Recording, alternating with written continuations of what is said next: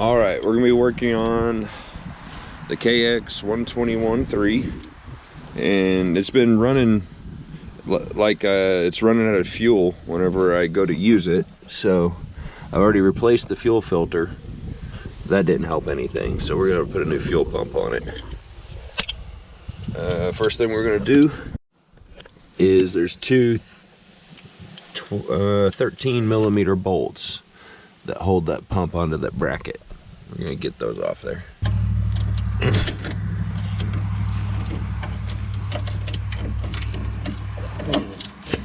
T's and couplers and all that. I just go up the levers. Get them. Oh. They even sell them 4 to 8 inch. It's not a 13, it's 12. What is it? 12 mil. Oh, good grief.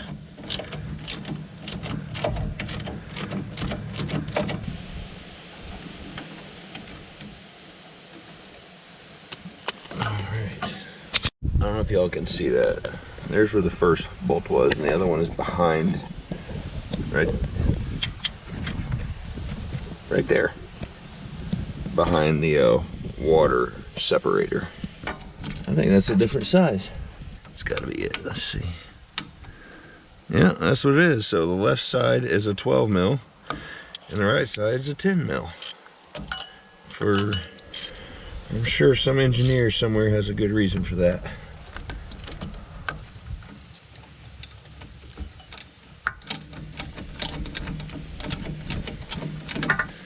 You know, I guess there's only one bolt holding that water separator on there. I could have moved it.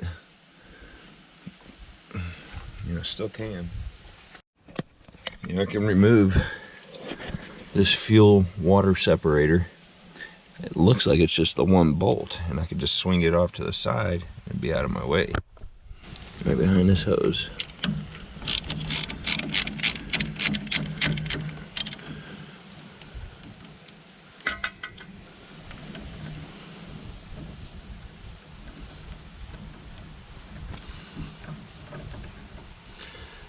Yeah, see, that made it a little easier.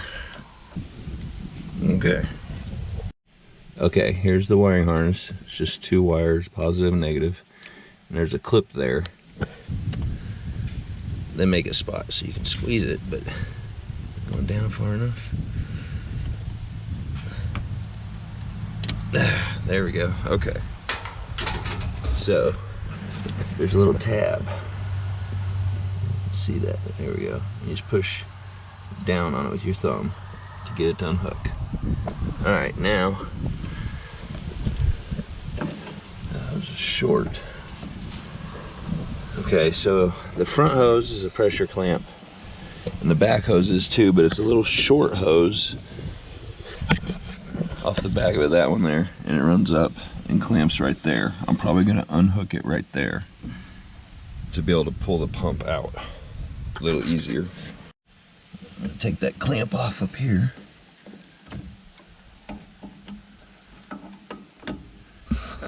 I can see that pressure clamp right there. I'm just gonna scoot it down the hose. Oh yeah. Okay, that came off there real easy. Good. Now that should give me enough room to pull. See that? Pull the pump out. Put that hose. Sweet. Now, I'm gonna take off the front hose here. Take off that clamp.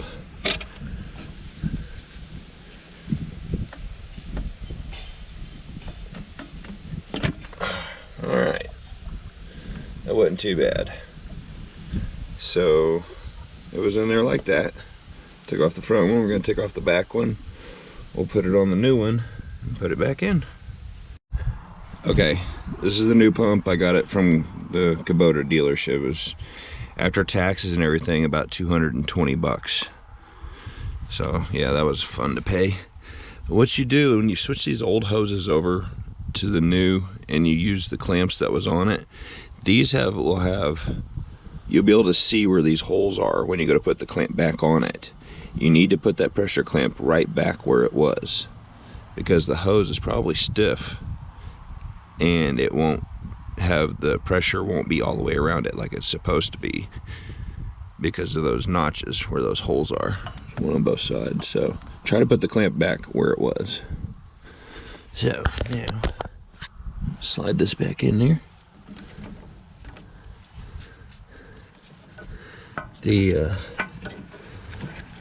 Make sure your wire gets behind your water separator.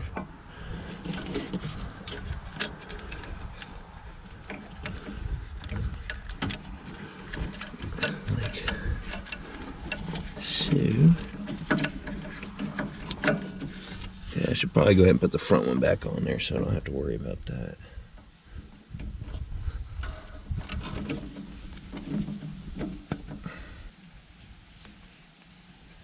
Putting it right back where I found it. That. Alright, so remember, 12 mil on the left, 10 mil on the right. You can see I got it back in there. It's just sitting there, getting ready to start the bolts. Got the hose back on right there. Don't have the clamp on it yet. I have to remember to do that. I'm pretty sure it'll leak. The wiring harness is going to go behind the water separator and plug into the harness there.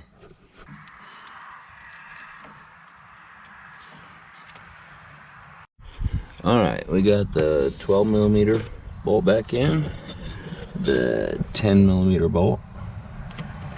Let me show you right there, and the 12 millimeter bolt that held the water separator went all the way to this nut from the other side right here. So, and I got the hose clamp back on there. Both hose clamps are on the pump. That's just an overflow for the radiator. Let's see if she starts.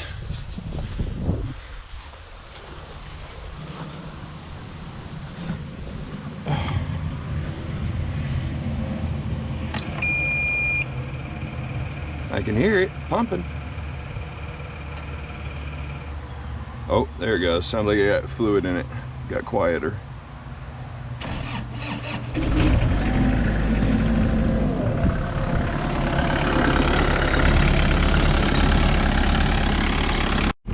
All right, well, hopefully that fixes it. We're gonna find out here in a little bit. Like I said, the issue was it would sit here and run and idle and everything. I could rev it up, no problem. But whenever I go to use the hydraulics on it, is when it would bog down and die on me. So we're gonna try it out. Hopefully we're good to go.